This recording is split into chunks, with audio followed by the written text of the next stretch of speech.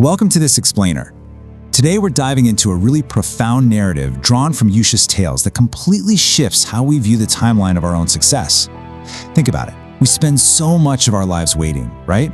Waiting for a promotion, waiting for recognition, waiting for that one big breakthrough. But what if we've been mislabeling that time all along? What if we took those agonizing periods of waiting and reframed them as vital, active periods of preparation? In this explainer, we're going to explore how shifting our mindset from passive waiting to active preparation is actually the true secret to long-lasting success. So, ask yourself honestly, have you ever felt like life is just completely ignoring all your hard work? It's a universally frustrating experience. You try, you wait, you pray, and you stay incredibly consistent with your goals. You do absolutely everything right, but nothing changes. It literally feels like you're just shouting into a void. And you know what makes that feeling so much worse? It's the contrast you see all around you. On one side, there are others, and man, they are moving ahead faster. They get the opportunities, they get the success, they get the rewards. It all seems to just happen for them at lightning speed. But then, you look at your side of the board. Unrewarded, stuck, you remain exactly where you started. And slowly, this highly dangerous thought begins to creep into your mind. Maybe my efforts are entirely useless. But what if that delay isn't a punishment at all? Let's move into Section 1, the Stonecutter's Quiet Transformation, the story of Daniel. Okay, let's dive into this by looking at an old fable about a young man named Daniel. So Daniel lived in a small town surrounded by mountains, and he worked as a stonecutter. His daily reality was grueling.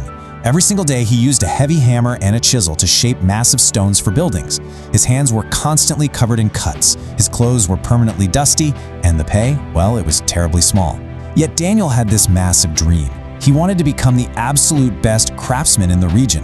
But let's look at how that dream actually played out. Notice the sheer amount of time that passes here with zero apparent reward. Year after year, nothing changes. While other workers are getting promotions, opening successful businesses, and becoming wealthy, Daniel is stuck in year one conditions, just low pay and dusty clothes. The real agony of this journey is that the physical toll remains high, but the visible progress remains absolutely zero. One afternoon, feeling utterly defeated, Daniel sat beside a river. An old traveler passing by noticed his troubled expression, and Daniel confessed that despite working hard, staying honest, and improving his skills, his life simply never moved forward. The old traveler did something fascinating. He picked up a small river stone, pointed to a giant rock nearby, and asked Daniel which one was stronger. Daniel immediately said the giant rock, but the traveler told him to look closer. The giant rock was rough and broken, but the small stone? It was smooth and beautiful. The traveler explained that the river touched that small stone every single day for years. Patience had transformed it. Which brings us to Section 2, Habits for Long-Term Dedication, the shift in strategy. That river metaphor was a total wake-up call for Daniel. It inspired him to completely change his daily approach to his craft. He realized he needed a massive shift in strategy if he was going to survive the long haul. So, the crucial point is, how do we actually maintain that long-term dedication? Well, Daniel adopted 4 specific habits. First, he completely stopped measuring his progress day by day. That daily check-in is exactly what causes despair. Second, he focused only on becoming better one small step at a time. Third, and this is key, every evening after work, he practiced carving intricate designs into leftover pieces of stone. Nobody paid him, nobody praised him. His friends even laughed at him and mocked him for wasting his time. But he embraced habit number 4, keep working while life changes. He simply smiled and continued his silent practice. Then, a massive opportunity arrived. A wealthy builder came to town to construct the largest library the region had ever seen. Craftsmen from everywhere applied, including Daniel. He felt this was finally his moment. But after examining everyone's work, Daniel was entirely passed over and rejected. His heart sank. Years of effort felt totally worthless.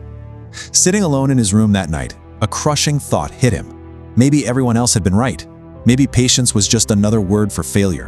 He stared at his tools in the dark, seriously considering quitting for the very first time. But then, he looked in the corner of his room. He saw one of those practice stones, covered in the detailed carvings he had made over many years. He picked it up. Every tiny detail represented hours of invisible practice. Hours nobody saw, hours nobody rewarded, but those hours had quietly transformed his skills. He returned to work the next morning, not because he was magically motivated, but because of a profound realization. Quitting would guarantee failure. And look how beautifully his invisible preparation meets a sudden crisis. Months later, the grand library project hits a wall. Plenty of craftsmen can build basic walls, sure, but nobody can create the intricate, detailed stone artwork required for the main entrance. The builder is absolutely desperate. Someone mentions Daniel. The builder visits Daniel's workshop, sees the years of stored practice pieces, and is left completely speechless. He immediately hires Daniel, resulting in a massive 2-year contract to create a masterpiece. This leads right into Section 3, the illusion of sudden success. Seeing the result, not the patience. When the library project was finally completed, people traveled from distant towns just to admire the incredible entrance. And suddenly, the whole town's tune changed. Now, what's really interesting about this is the irony of what happens next. Everyone in town suddenly started calling Daniel gifted and talented. They called him an overnight success. They completely missed the thousands of invisible hours that actually built that success. Years later, as a highly respected master craftsman, Daniel was asked by a young apprentice for the secret to his success. Daniel just handed the boy a hammer and told him to strike a large stone. The boy struck it once, nothing. Twice, nothing. 10 times, 20 times, all the way up to 50 times, still nothing. Finally, after many strikes, a crack appeared, and the heavy stone split wide open. The young apprentice smiled, thinking that final strike was the magical one that broke it. But Daniel shook his head. He delivered a truly profound lesson. The final strike only revealed what patience had already built. The first strike helped. The 20th strike helped. Every single invisible strike mattered just as much as the final one. Section 4. Signs of invisible progress. Recognizing the unseen.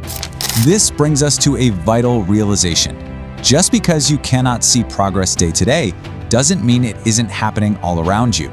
We have to learn to recognize the unseen, and this brilliantly illustrates how nature itself operates on this exact principle. Think about the common signs of invisible progress. A river smoothing a rough rock over decades. Seeds growing massive, complex root systems deep underground long before a single green shoot appears above the soil. The sun slowly rising in the dark before it finally lights up the entire sky. These natural metaphors prove that silent, invisible development isn't just a fable, it's a universal law of true progress. Success often develops silently before the world ever notices it.